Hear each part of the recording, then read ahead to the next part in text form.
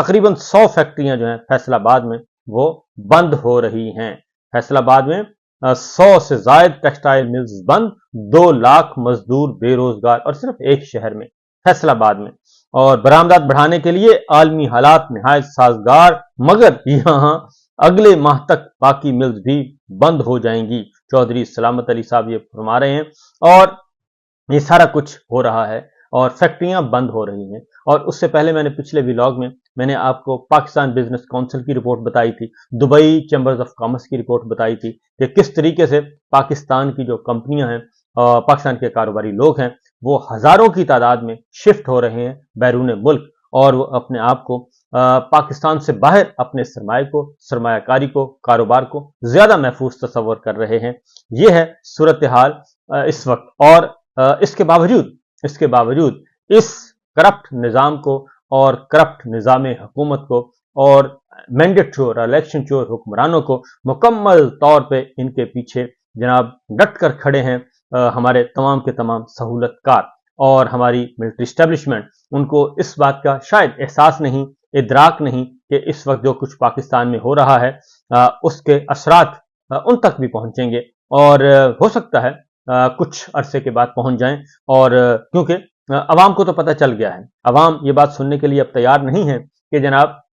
ये सब कुछ जो है वो इमरान खान साहब ने किया था, पाकिस्तान तहरीक इंसाफ ने किया था, क्योंकि वो तो अरसा हो गया, मुद्दत हो गई उनकी हुकूमत को खत्म हुए, 28 महीने हो चुके हैं, और 28 महीनों में स्याह सफेद के मालिक इस वक्त हमारी मिलिट्री स्टैब्लिशमेंट है और मिलिट्री लीडरशिप है, और ये इलेक्शन चोर और मैंडेट चोर और इनके सारे सहूलतकार, ये सब कुछ सब इनके कंट्रोल में है। और ये सारा कुछ क्यों हो रहा है? वो सिर्फ इसलिए हो रहा है, पॉलिटिकल विक्टिमाइजेशन, सियासी इंतकाम, अंदर का खौफ है और कुछ नहीं है। आज फिर प्रेस कॉन्फ्रेंस की है इस पे, क्योंकि काजी साहब जो हैं वो हर कोई अपनी एक्सटेंशन के चक्कर में पड़ा हुआ है कि मुझे एक्सटेंशन मिल जाए, मुझे अगले 3 साल मिल जाए, मुझे अगले 6 साल मिल जाए, मुझे अगले 5 साल मिल जाए। ये सारी बारगेनिंग हो रही है और दरून खाना ये सब कुछ मामला इस वक्त भी तय किए जा रहे हैं। कल तक जो सबको गालियां देते थे, आज वो सीने से एक दूसरे को लगाया हुआ है, और हर रोज नई से नई खबर जो है वो बाहर आती है, नया से नया स्कैम बाहर आ रहा है। आज प्रेस कॉन्फ्रेंस की है जी, कल इस पे एक मोहम्मद अली दुरानी साहब का मैं इंटरव्यू सुन रहा था, तो वो भी ये बता रहे हैं कि हुकूमत तो है ही नहीं, और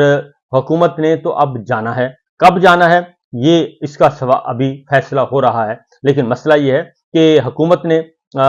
का कोई मुस्तकबिल क्या है? हुकूमत का कोई मुस्तकबिल नहीं है, क्योंकि हुकूमत ने पाकिस्तान की जड़ें खोखली कर दी हैं। और आप कोई भी फिगर उठा के देख लें, और वो सरकारी फिगर जो है, महंगाई बदस्तूर बढ़ रही है और मुआशी तरक्की की रफ्तार बदस्तूर वहां गिरी हुई है। 6.2% जो इमरान खान साहब शरह नमू छोड़कर गए थे, वो शरह नमू हासिल करने के लिए, वो हदफ हासिल करने के लिए इनको मेरा ख्याल है अगले 6-7 साल तक वो हदफ हासिल नहीं कर सकते, जो कि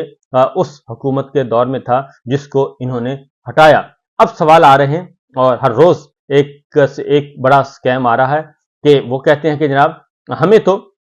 ये इक्तदार जो है वो दिया गया था, हम तो इक्तदार लेना ही नहीं चाहते थे। अब ये सवाल हो रहा है कि हम तो इक्तदार लेना ही नहीं चाहते थे, और बयानिया कुछ है नहीं, और बयानिया क्या बनाया जा रहा है। आज एक वीडियो एक व्हाट्सएप मैसेज और व्हाट्सएप के जरिए एक खबर बना के भेजी गई है, सबको भेजी गई है, और उसके ऊपर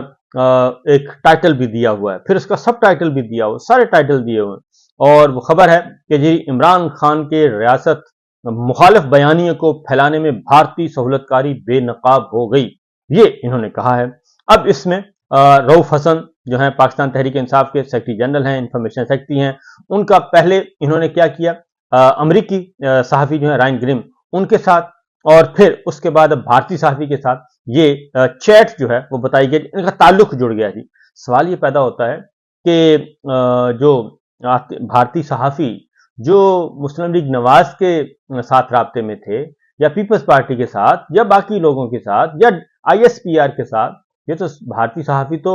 GHQ का विजिट कर चुके हैं। जनरल बाजवा के जमाने में बहुत ज्यादा सहाफी आए थे, उसमें बहुत ज्यादा भारतीय सहाफी थे, तो उनके साथ भी राब्ता किया होगा ISPR ने, और राब्ता करने के बाद ही वो सहाफी जो है وہ पहुंचे होंगे। तो अब उन राबतों को ये कहा जाए कि जनाब उस वक्त ISPR जो है वो भारतीय सहाफ़ियों के साथ राब्ते में थे और भारतीय सहाफ़ियों को ये कह रहे थे, और ये एक बहुत बड़ा स्कैम पकड़ा गया है, बहुत बड़ा स्कैंडल पकड़ा गया है। और फिर व्हाट्सएप में रऊफ हसन, शाह महमूद कुरैशी साहब के मुतवक्के इंटरव्यू के बारे में दरियाफ्त किया गया। तो भाई अगर सियासी जमातें पूरी दुनिया भर के जर्नलिस्टों के साथ राब्ते करती हैं और राब्ते करके इंटरव्यू देती हैं, मैनेज करती हैं और एक